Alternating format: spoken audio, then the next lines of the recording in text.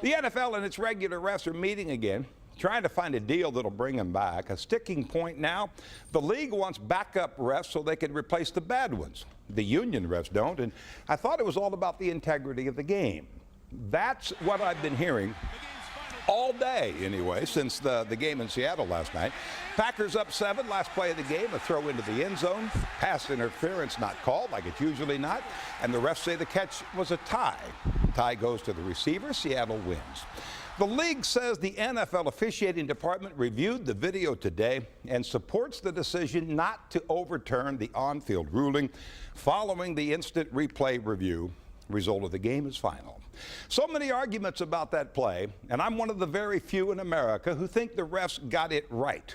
And at the very least, if they didn't, there's nothing to prove that it wasn't the right call. Now, there's no question Seattle's Golden Tate should have been called for pass interference, but I've been watching this game a long time. I've seen 100 throws into the end zone at the end of a game, and I've never seen pass interference called, and I'm pretty sure somebody got shoved along the way.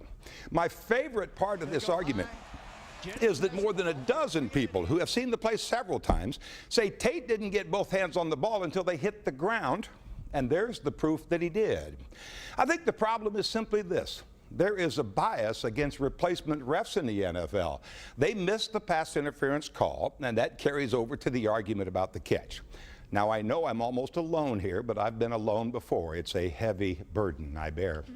Former Cowboys quarterback Troy Aikman says NFL games are a joke now. But when we're talking about the NFL, who are you really going to believe, Aikman or me? One of my favorite guys in the Channel 8 sports department says to me, why can't the NFL, that makes billions of dollars, pay the regular refs the salary they want? I think he was serious. But greed at the corporate level in America is a good thing.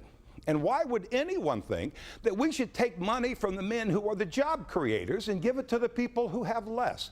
That's simply a redistribution of the wealth, and it's socialism that smacks of communism, and we're a better people than that. If these NFL refs don't have enough to live on, then maybe they should try harder. Maybe they should work harder and earn enough money to buy their own NFL team and then make their own rules. Someone has to protect our children's future, and I worry about the Jones children every day. A Cowboys fan writes me saying, the league should be ashamed of a product that uses replacement refs. How could you shame a league that in 1987 used replacement players? They charged the full price for tickets then, just like they do for preseason games now. And in 1987, more than 60,000 of you showed up to watch replacement players. And you think the NFL should be ashamed now. I don't understand a league that says we need instant replay to protect us against the occasional human error. And that same league says not for pass interference, the single most game-changing and hardest call to make in a game. But something else I don't understand. Why are the refs, regular or replacement refs, the only ones not allowed or expected to make a mistake?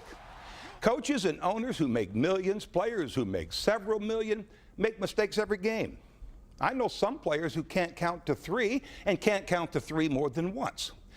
Philanthropist George Soros said, once we realize that imperfect understanding is the human condition, there is no shame in being wrong, only in failing to correct our mistakes. And in this latest dispute over money, everybody on both sides is making one. I'll answer emails tomorrow. Wow. Man, you hit it all right there, didn't you? Well, you know, George and I go back a long way. I'm sure you do. Thank goodness for Google. Thank you, wise one. I'll be right back.